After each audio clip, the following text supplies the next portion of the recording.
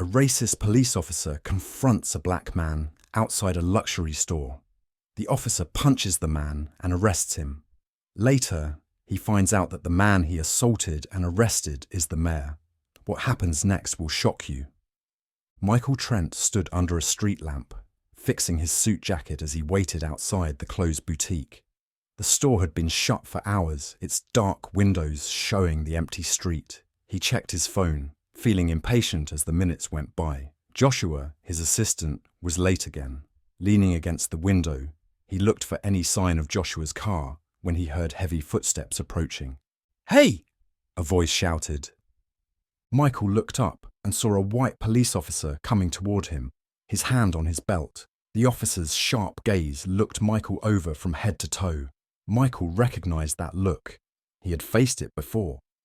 "What are you doing here?" the officer asked, sounding more accusatory than curious. Michael straightened up and put his phone away. "I'm just waiting for someone," he replied calmly. The officer stopped a few feet away, scanning the empty street. "Waiting out here this late? Outside a closed shop?" "Yes," Michael said calmly. "My ride is late." The officer's face hardened, his hand moving closer to his flashlight. "Doesn't seem right. Are you loitering? Up to something?" Michael, annoyed but calm, replied, "I'm just waiting for a ride. That's all." The officer smirked. "Standing in a suit? What's the occasion?" Michael kept his cool. "I'm just waiting, officer. That's it." The officer stepped closer. "It doesn't look that way. You don't fit in here at this hour. Are you sure you're not up to something?" Michael's heart raced. "No need for accusations. I'm waiting for a ride." The officer stared him down. "Do you have ID?" Michael's jaw tightened. "I don't have to show you anything. I'm not doing anything wrong." The officer's expression darkened. "When I ask for ID, you show it. Or are you hiding something?" Michael took a deep breath. "I've explained myself. There's no reason for this to go further." The officer's tone dropped. "I decide how far this goes. You're giving me reasons to ask more questions." Michael clenched his fists. "There's no need for this. I'm not a threat. I'm just waiting." The officer moved even closer. "You keep saying that, but I don't believe you. You don't belong here." Michael's patience was fading. "I have every right to be here." The officer smirked. "We'll see about that. You're not going anywhere until I'm satisfied." They stood in tense silence. Michael hoped to see his ride, but the street remained empty. Minutes passed. The officer's hand rested on his belt. "I'll be watching." Michael didn't reply, locking eyes with the officer. There was nothing more to say. The tension lingered as the minutes dragged on. Still no sign of his ride. "I've explained myself," Michael said, holding back frustration. "I'm just waiting. There's no reason for this." The officer took another step forward. "I don't care what you've said. Something about you doesn't sit right." Michael clenched his fists but stayed calm. "What doesn't sit right? My suit? Or the fact that you don't think I belong here?" "Watch your tone," the officer snapped. "I asked the questions." Michael's heart pounded, but he stayed composed. "You've been standing here for 10 minutes. If I were doing something wrong, you'd know by now." The officer smirked. "I've seen enough. Guys like you think you're slick. This is loitering, plain and simple." Michael couldn't hold back. "Loitering? I'm just waiting for my assistant and you're harassing me." The officer glared. "Harassing? I'm doing my job, keeping people like you out of trouble." Michael stepped forward, his voice cold. "People like me? What's that supposed to mean?" "You know exactly what I mean." The officer shot back. "A suit doesn't change who you are." Michael's anger flared. "You don't know anything about me." "I know enough," the officer said, his hand moving toward his cuffs. "You're just another punk trying to talk his way out of trouble." Michael took a breath, controlling his anger. "I'm not doing anything wrong. You're making this worse." The officer's eyes narrowed. "You're close to crossing the line." "What line?" Michael asked sharply. "The line where I stop letting you bully me?" The officer gripped his cuffs. You think you're clever, huh? I'm in charge here, not you. Michael stood firm. Authority doesn't give you the right to harass people for no reason. The officer stepped closer, inches from Michael's face. I don't need a reason if I feel threatened, and right now, I don't like how you're talking to me. Michael sensed the situation spiraling out of control as the officer's aggression increased, but he refused to back down this time. You feel threatened? Michael asked, incredulous. I'm standing here unarmed, waiting for a ride, and you're the one threatening to arrest me. That doesn't make sense. The officer's jaw tightened, his hand hovering over the cuffs. I'll decide how this goes. You're done talking. Michael squared his shoulders and met the officer's glare. I'm not done until you stop treating me like a criminal. The officer's fury burned in his eyes.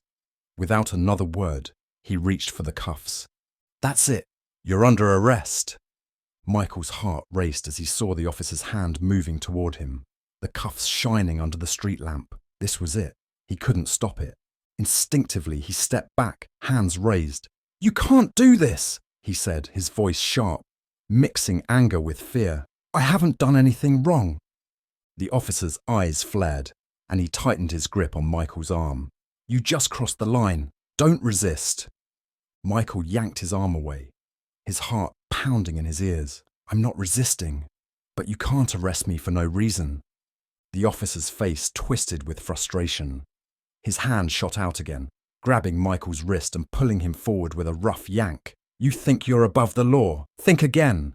Michael tried to break free, moving quickly but controlled. Let go of me. The officer's patience snapped. You want to resist? Fine. His voice dripped with anger as he shoved Michael hard against the boutique window, causing the glass to rattle. Michael's shoulder hit the cold surface, pain shooting through his body. I said let go. He struggled to twist free, adrenaline surging through him. The officer leaned in closer, pressing Michael harder against the window, his breath hot on Michael's neck. I told you to stop resisting, the officer growled. Breathing heavily, Michael fought to push the officer away. His mind raced. How had things escalated so quickly? I'm not resisting. You're the one taking this too far. The situation escalated quickly. The officer tightened his grip on Michael's arm, his fingers digging in hard. That's it. I'm done playing games with you. Without warning, the officer swung his fist. It connected with Michael's jaw. A hard hit that sent him reeling. Pain exploded in his face as his head snapped to the side, and he stumbled against the window, his vision blurring and the world spinning around him. Michael gasped, touching his face where the blow had landed. Pain pulsed through his skull. You had to push it, the officer muttered coldly, slamming Michael into the glass even harder. Now you're going to learn your lesson. Michael groaned, his chest pressed painfully against the glass. You can't do this, he gasped through the pain. Watch me, the officer sneered, pulling Michael's arms behind his back and snapping the cuffs on. Michael's cheek pressed against the cold glass as he struggled to breathe. On the ground, the officer ordered, yanking him away from the window. Michael stumbled, barely catching himself before hitting the pavement. His mind raced. How had things escalated to this? He hadn't done anything wrong. The officer towered over him, seething. Maybe next time you'll think twice about resisting. Michael looked up, his vision blurry but his voice steady. You're going to regret this. The officer sneered. Not as much as you will. As the officer dragged Michael toward the patrol car, Michael's jaw throbbed, but a calm settled over him. He knew something the officer didn't. The officer opened the patrol car door. Get in. I told you not to resist. Michael didn't move. Instead, he straightened up and smiled slightly. Before you throw me in, check my ID. The officer paused, confused. What? Check my ID. It's in my wallet, Michael said calmly. The officer hesitated, then reached into Michael's pocket, pulling out his wallet. When he saw the ID, his face went pale. His eyes darted from the card to Michael, disbelief all over his face. You're... Yes. Michael said quietly. I'm the mayor. The officer's hands shook as he quickly unlocked the cuffs. Sir, I didn't know. You didn't know because you assumed, Michael said coldly. And now you've made a mess you can't fix. The officer stammered. I'm sorry, I didn't mean... You didn't mean to hit me, to shove me around, Michael shot back, his voice rising. You let your bias guide you, and now you're in serious trouble. The officer's face flushed with fear. I made a mistake. A mistake? Michael's voice was sharp. An apology won't erase what you just did. The officer, trembling, gave his badge number as Michael entered it into his phone. You'll hear from me again, Michael said firmly before walking away.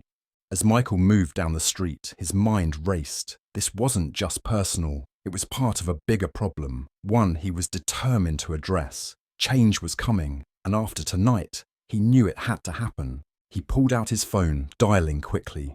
Joshua, meet me at City Hall, he said sharply. Joshua responded, concerned. What happened? I'll explain later, Michael replied, hanging up as he made his way to City Hall, fueled by anger and resolve. This wasn't just about him anymore.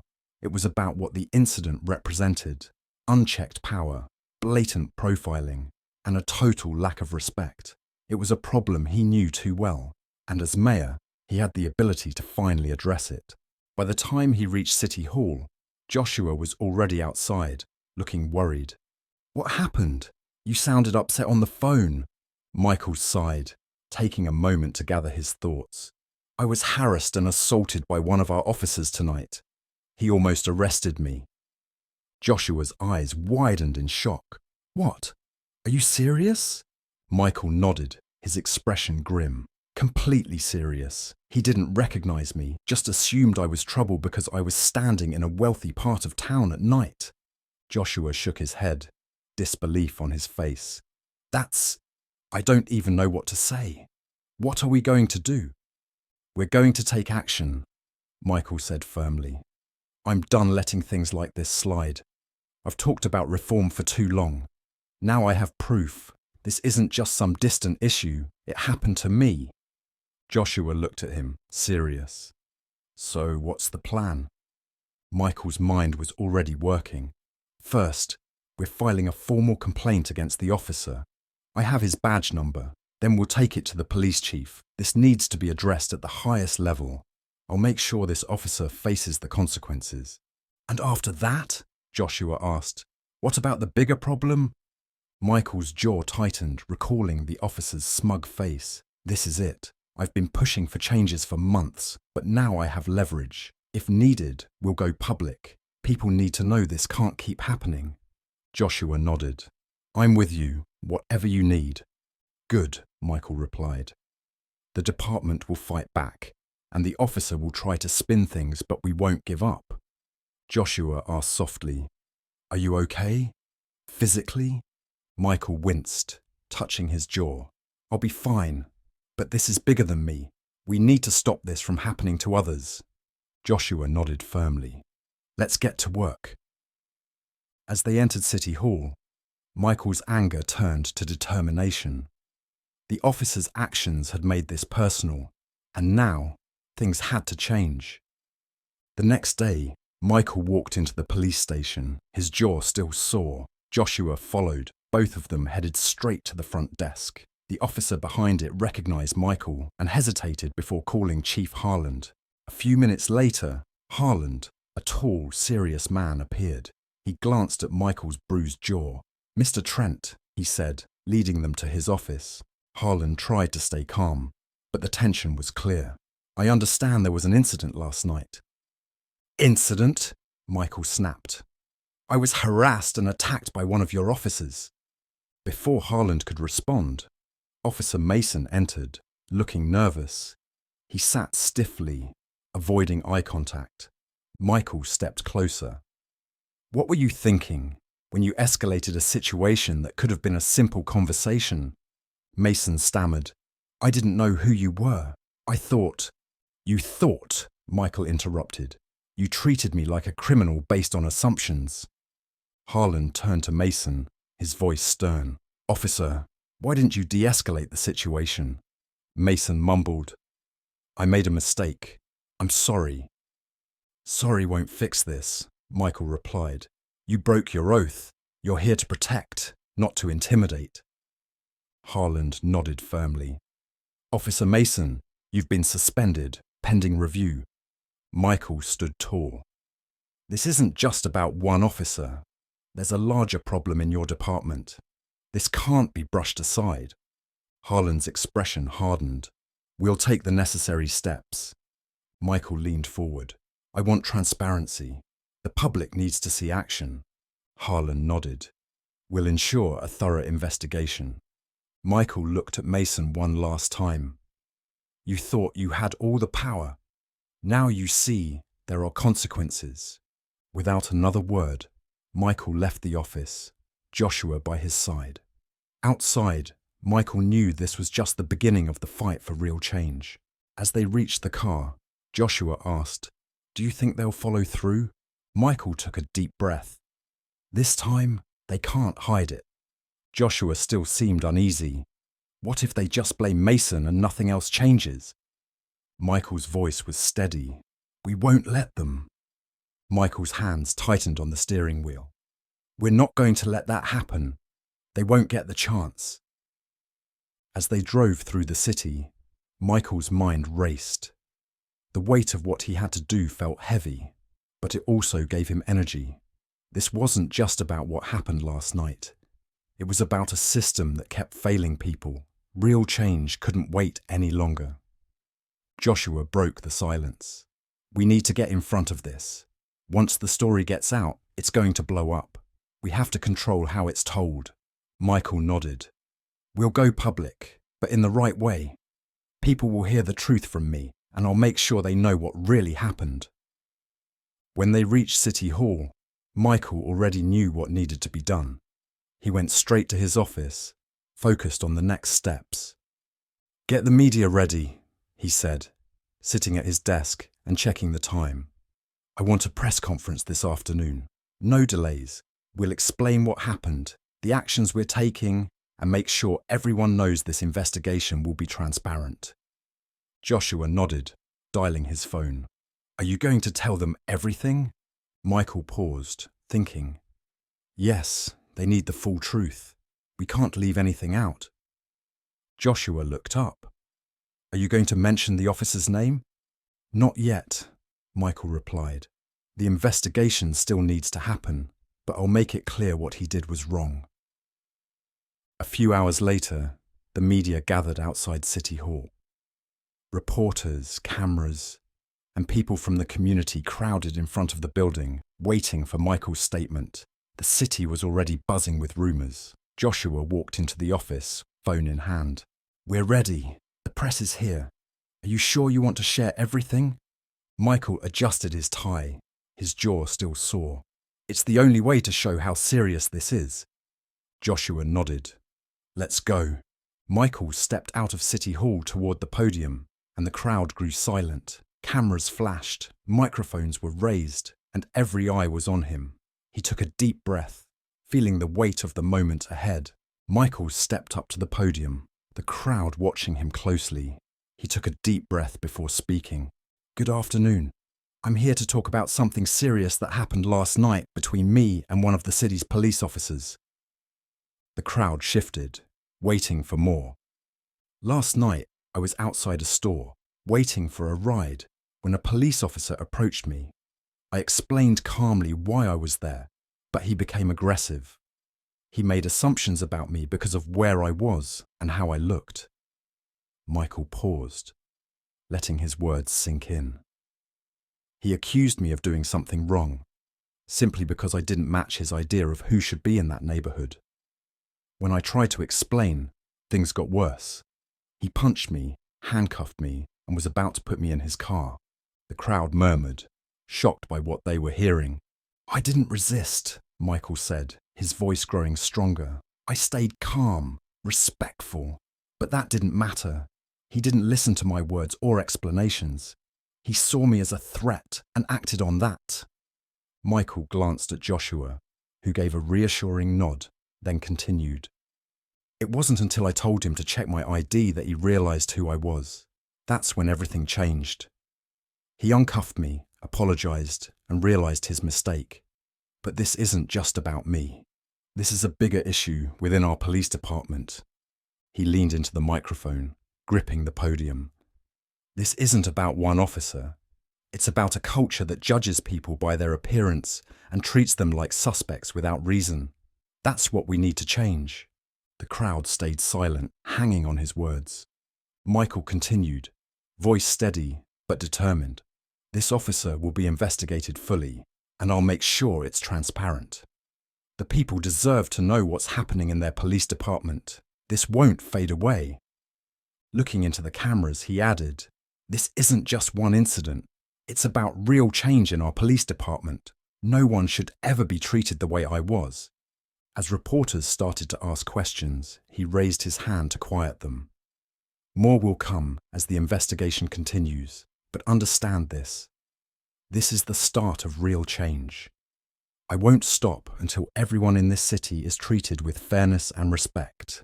He stepped away from the podium, joining Joshua. That was intense, Joshua said. But it needed to be said. Michael nodded. It's time for the city to act. We've talked about reform long enough. Back at City Hall, Michael felt the weight of his responsibility, but also a new sense of purpose. This was his moment to lead real change. In his office, he watched the city below. His phone hadn't stopped ringing. Calls from council members, community groups, and citizens. Some were angry, some supportive, but all wanted action. Joshua came in, holding his phone. You're getting a lot of attention. Social media's buzzing, and the press won't stop. Good, Michael said, rubbing his temples. We need to keep the pressure on. Joshua stepped closer. Community leaders want to back you, but want to know your plan. We start with investigating Officer Mason, but we need bigger changes. More oversight, better training, and real accountability. Joshua looked worried. The police union's already pushing back. They say you're rushing to judgment. Michael shook his head. I don't care what they say. If they won't change, we'll make it happen. This problem isn't going away. Just then, there was a knock. Michael's assistant entered. Mr. Trent, the police chief is here to see you. Michael exchanged a quick look with Joshua before giving a nod. Send him in. Chief Harland walked in, his usual confidence replaced with a more careful approach. He gave a quick nod to both men before sitting down across from Michael's desk. The room was tense as Harland met Michael's eyes. Mr. Trent, Harland started, keeping his voice polite but slightly defensive. I saw your press conference. I understand why you felt the need to go public, but we need to talk about how we handle things going forward. Michael leaned forward, clasping his hands. What's there to talk about? Officer Mason's actions were unacceptable. The investigation needs to move fast, and there have to be consequences. Harland shifted uncomfortably. I agree that Officer Mason deserves a full investigation, and he's already been suspended while we look into it. But these processes take time. We can't rush to conclusions. Michael's face tightened. I'm not asking for a rush, Chief. I'm asking for accountability. The public needs to see that we're serious about this. No delays, no excuses. Chief Harland frowned. I've been with this department for over 30 years. I know people don't trust us much right now, but we still have to follow the proper steps. Michael took a deep breath, speaking calmly but firmly. Chief, this isn't just about procedures. It's about fixing broken trust. Officer Mason's actions are just part of a bigger problem, and you know it. I've been seeing complaints for years. Racial profiling, unnecessary force, and most of them go unaddressed. Harland's jaw tightened. I know the issues, but big changes don't happen overnight. I'm not asking for overnight changes, Michael said, his voice rising. But we can't keep waiting while the department loses the trust of the people it's supposed to protect. We need real, serious reforms, and we need them now. Harland stared at Michael for a moment, then nodded slowly. What are you suggesting? Michael leaned back, thinking quickly. First, we need an independent committee outside the department to review complaints of misconduct and suggest discipline. Second, every officer must go through de-escalation training, especially focusing on racial bias. And third, we need a public system where people can track complaints and investigations. Harland raised an eyebrow. An independent committee? The union won't like that. Michael nodded. I know, but this is non-negotiable. People need to see that we're serious about accountability. No more quiet, closed-door investigations. Harland sighed and rubbed his neck. You're asking for a lot. I'm asking for what's needed, Michael said firmly. This isn't just about what happened to me. It's about making sure it doesn't happen to anyone else. Harland looked down, thinking for a moment. When he spoke again, his voice was quieter. I understand where you're coming from, and I agree changes are needed. I'll bring this to the department, but you should expect resistance, not just from the union, but from officers who feel like they're being blamed. Michael leaned in, his gaze steady. This isn't about blaming anyone. It's about making the force better. If an officer has a problem with accountability, maybe they shouldn't be an officer. Harland's expression tightened, but he nodded.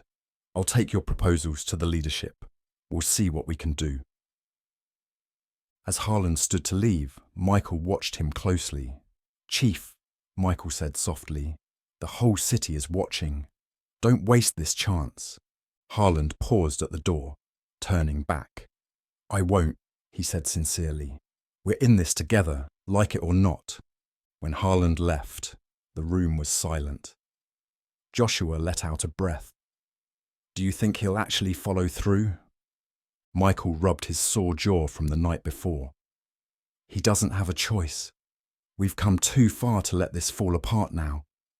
Joshua nodded, pacing a little. So, what's the next move? Michael walked to the window, looking out over the city. We keep pushing. We rally the community, stay in the public eye, and keep the pressure on until we see real reforms. This isn't just about one bad cop. It's about fixing the whole system. Joshua crossed his arms, smiling slightly. I think you're ready for this fight. Michael gave a grim smile. I've been ready for a long time. As the sun set over the city, Michael knew this was just the start of a long battle. But for the first time in a while, he felt like true change was finally within reach. The next day, Michael wasted no time pushing his agenda forward. The press conference had sparked conversations all over the city, on the streets, in offices, and on the news. The pressure on the police department was growing, and Michael knew resistance would come soon from the union and department leadership. Standing in the mayor's office, he looked at a pile of paperwork outlining his proposals for reform. Joshua walked in, looking tense but focused. I just got off the phone with some council members. The public is backing your reforms, but the usual people are pushing back, Joshua said. Michael nodded. I expected that. Who's pushing the hardest?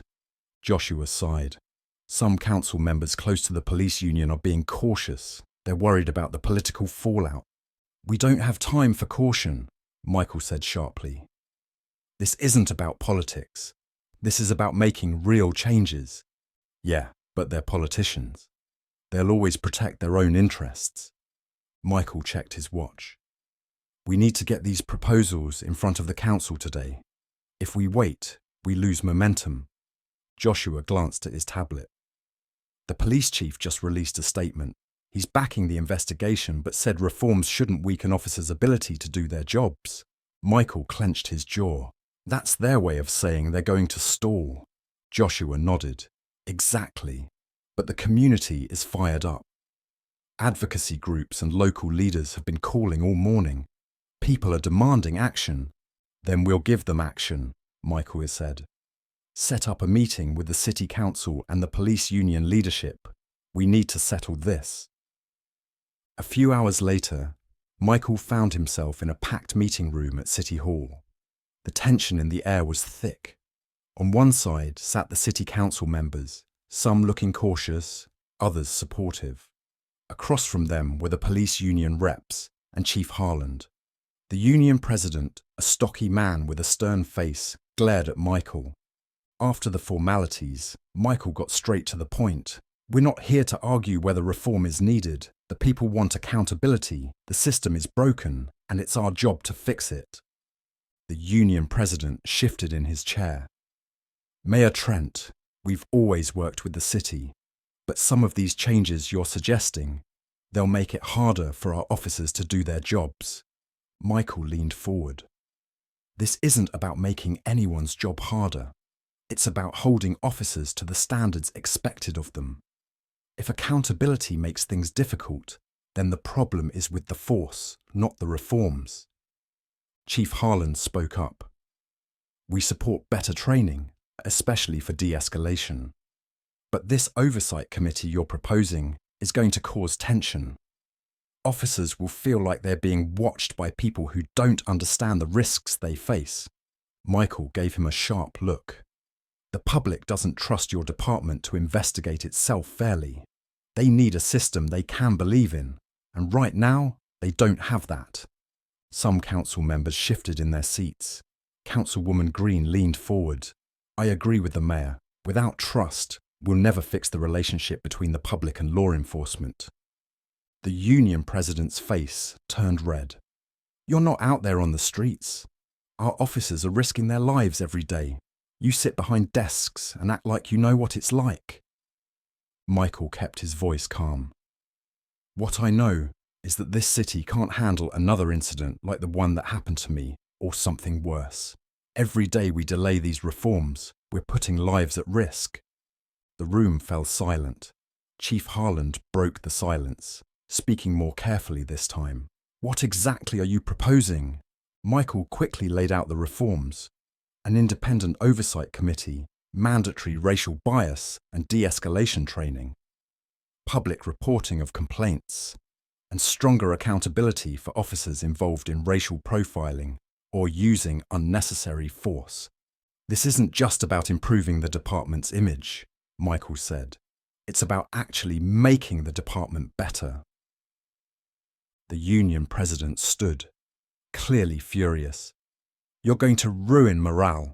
Our officers already feel like they're being attacked. Michael didn't back down. Morale isn't the issue when people are being unfairly harassed, profiled, or worse. The department will improve when officers who genuinely want to serve and protect can do so in a place that holds everyone accountable. Tension filled the room as the union reps whispered among themselves. After a long pause, one of the council members spoke up. We've heard enough. It's time to vote. A week later, Michael sat at his desk, feeling the weight of the situation.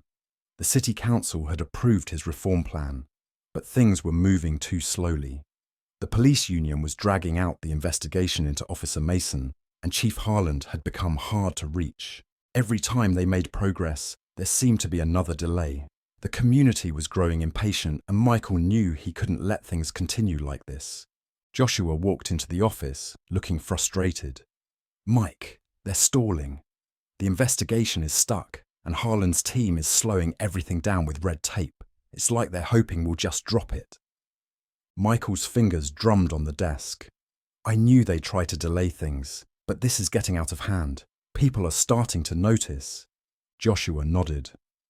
I've been getting calls all day from reporters and community leaders. They're asking why Officer Mason's name hasn't been released yet.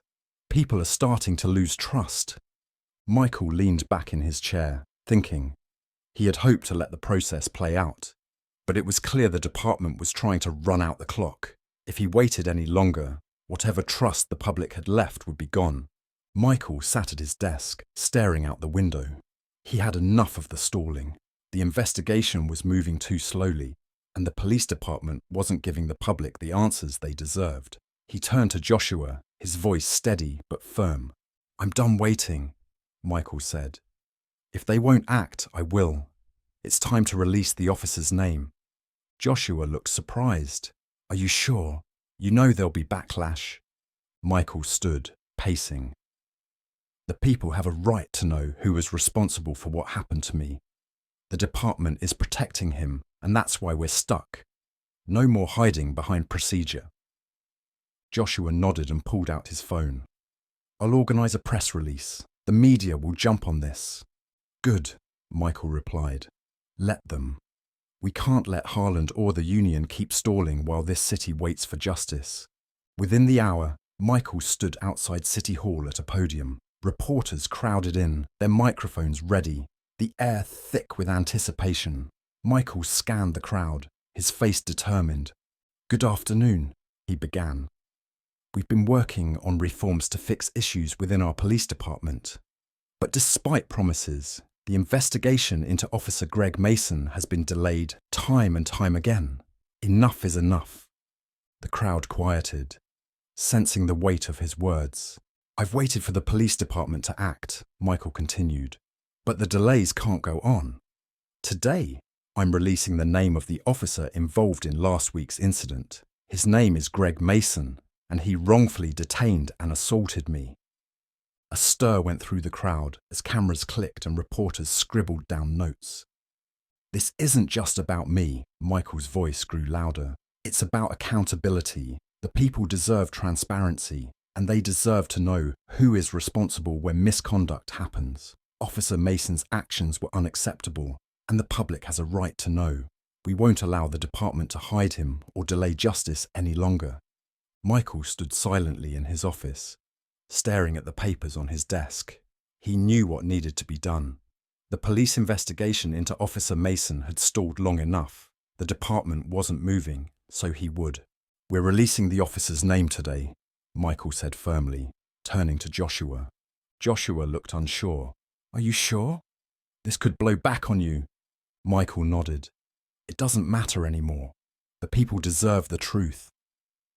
Soon, Michael was standing in front of a crowd of reporters, the air tense with anticipation. Today, I'm releasing the name of the officer involved in the incident last week, Michael said. His name is Greg Mason. The people deserve to know who is responsible, and Officer Mason's actions cannot be swept under the rug. As soon as he said Mason's name, the reporters fired off questions. Michael raised his hand to silence them. This isn't just about one officer, Michael continued. This is about a system that has protected officers like Mason for too long. We are demanding real reform, and we won't stop until this city sees change. The moment he finished speaking, the crowd erupted into a frenzy of activity. As Michael and Joshua walked back into City Hall, Joshua caught up with him. That was a bold move, Joshua said. It was necessary, Michael replied. Harlan and the union can't hide anymore. They'll have to respond. Within hours, the media was flooded with headlines about Officer Mason. Protests began outside the police station, and the community was demanding action. Later that day, Joshua rushed into Michael's office, out of breath. Harlan just resigned. Michael looked up, surprised. What? Chief Harlan stepped down.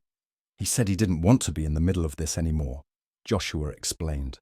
Michael leaned back in his chair, stunned but satisfied. It was a victory, sooner than he had expected. The department's in chaos now, Joshua added. The union's scrambling, and the community wants answers. Michael sat at his desk, tapping a pen against a stack of papers. The city was still buzzing after Chief Harlan's sudden resignation, but Michael wasn't ready to slow down. This was his chance to push for real change, and he knew he couldn't afford to lose the momentum. Joshua walked into the office with an update. The Internal Review Board's meeting is scheduled for next week. They'll be deciding what to do about Officer Mason. Michael didn't even look at the file Joshua handed him. I want to be in that meeting. Joshua raised an eyebrow. You? At the Review Board meeting? That's not how it works. It's supposed to be just department people and union reps. Exactly, Michael said, his voice firm. That's the problem. I've seen how these internal reviews play out. They take forever, and then they give the officer a slap on the wrist. Not this time. I want to be there. I want to hear how they plan to justify keeping Mason on the force. Joshua hesitated, but then nodded. I'll make it happen. This is going to shake things up. Michael knew the fight wouldn't be easy, but he wasn't backing down. He sat in his office early the next morning, thinking about how much was riding on the upcoming review board meeting. The request he made to attend had caused a stir, exactly as he'd expected. Joshua walked in, shaking his head. The union's already pushing back hard. They're calling it political overreach. They're not happy about you sitting in on the meeting. Michael shrugged. Let them complain. The people want change, and we can't keep pretending these internal reviews work. I'm going to that meeting. By the time the meeting came, the tension was thick. Michael walked into the room, where members of the police review board, senior officers, and a union rep were already seated. Greg Mason sat at one end, looking pale but defiant. Michael took his seat without a word, feeling the weight of every eye on him. Captain Reynolds, head of the review board, cleared his throat. Mayor Trent, I understand you've asked to observe today's proceedings. Michael met his gaze firmly. I'm here because this isn't just another internal review. The people of this city deserve to know that justice is being served, and I intend to make sure this process is transparent. Reynolds shifted uncomfortably but pressed on. We're here to review Officer Mason's conduct and determine appropriate disciplinary action, which may include termination. These matters are normally handled internally, but we're aware of the public interest in this case. Michael didn't waver. He knew what was at stake. Officer Mason shifted in his seat, tension filling the room. The review board meeting had just started, but Michael could already sense the resistance. Captain Reynolds was speaking, setting the tone for what was supposed to be a formal review. But Michael wasn't here to just sit back and watch. Before we proceed, Michael said, cutting in, I want to make something clear. This case isn't just another review of an officer's conduct. Officer Mason didn't just overstep, he abused his power. His actions were driven by bias, and we need to address that head on. Mason, his face tense, finally spoke. I did what I thought was necessary. You weren't answering my questions, and it was late. I followed my training. Michael's eyes stayed on him, his voice steady but firm. Your training didn't tell you to ignore everything I was saying. You escalated the situation without cause. This wasn't about procedure, it was about your assumptions. Mason looked uncomfortable. I've had plenty of situations where people make excuses like that, and they turn out to be criminals. I made a judgment call. Michael shook his head. And it was the wrong one. You judged me based on what you thought I was, not on what was actually happening. The room went quiet as everyone waited for Captain Reynolds to speak. Finally, he broke the silence. We'll review the evidence and listen to both sides before making a decision. The boardroom was quiet as the review dragged on. For hours they examined every detail, body cam footage, witness reports, and the sequence of events from that night. Michael sat still, listening, though each time Mason tried to defend himself, it tested his patience. The evidence was clear, but Mason kept insisting he'd done nothing wrong. Eventually, Captain Reynolds broke the silence and addressed Michael.